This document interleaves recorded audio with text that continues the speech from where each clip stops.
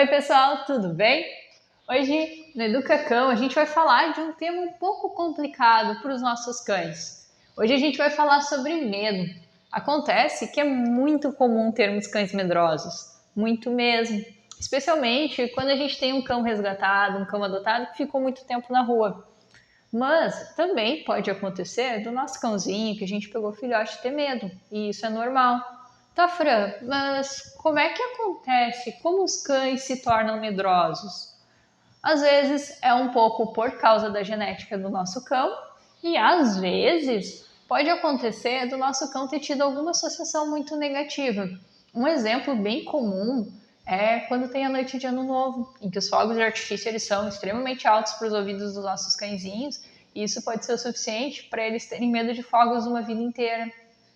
Um cão de rua, por exemplo, ele pode ter apanhado de vassoura e ele carregar um medo de vassoura uma vida inteira. Tá, Fran, ok, meu cão tem alguns medos. O que eu faço? Eu sempre indico procurar um profissional, seja um educador canino ou um veterinário comportamentalista, para avaliar como é que está esse medo. Existe diferença entre medo e fobia.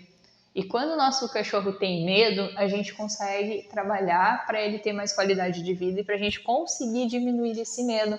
Mas quando o nosso cachorro tem fobia, fica um pouco mais complicado, porque você trabalhar só vai agravar a situação.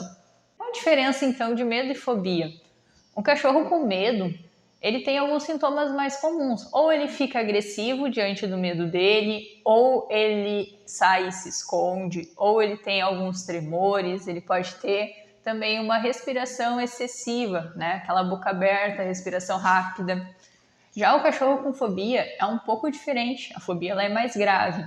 Dentro da fobia, pode acontecer do seu cão ter vômito, dele ter diarreia.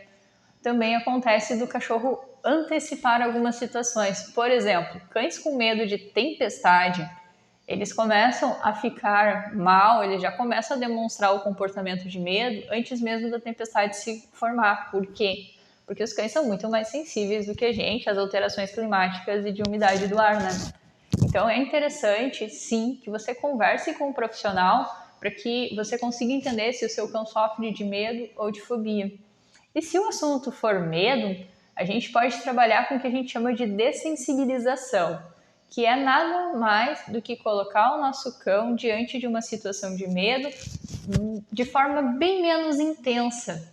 Um exemplo, vamos pegar cães com medo de fogos de artifício, que é o exemplo que eu vou fazer aqui com vocês depois com a Yuka. Você vai colocar um som de fogo de artifício bem baixinho, até onde seu cão consiga tolerar, até onde ele fique confortável, e você vai expor ele a esse medo por um período muito curto, 3 minutos, 2, porque imagina, você deixar o seu cão com medo por muito tempo é uma tortura. Então a gente não vai torturar os nossos cães. E é muito importante que a gente não passe do limite de tolerância do nosso cão, senão a gente vai estar piorando esse medo. O mesmo vale para cão com medo de vassoura. Você começa a colocar o cachorro em ambientes com uma vassoura muito longe dele. Depois você vai aproximando, aos pouquinhos você vai acostumando ele a esse objeto. Então, vamos chamar a Yuka e vamos ver um exemplo de como fazer uma dessensibilização? Oi, Yuka! Então, vamos fazer a dessensibilização para fogo de artifício da Yuka. Eu coloquei aqui no computador um videozinho com sons de fogos de artifício, que é o que ela tem medo. Eu vou dar play aqui. As orelhas altas de curiosa, ó, tá tentando ver o som. Tá tolerando bem. Eu vou aumentar um pouquinho o volume.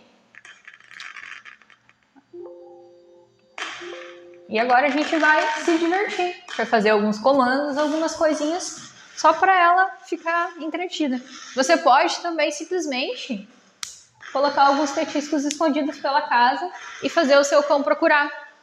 Quando o seu cão não está aceitando petisco, é porque você já passou do limite do medo dele. Ou quando ele não está mais te entendendo, te ouvindo. No caso aqui, a Yuka está bem relaxada, bem de boa, está dentro do limite dela. Yuka, senta. Toca. Boa! Tá vendo que a Yuka está bem tranquila, bem próxima do som. E é essa a ideia. Tempos curtos, cachorro tranquilo. Show? Senta. Daí.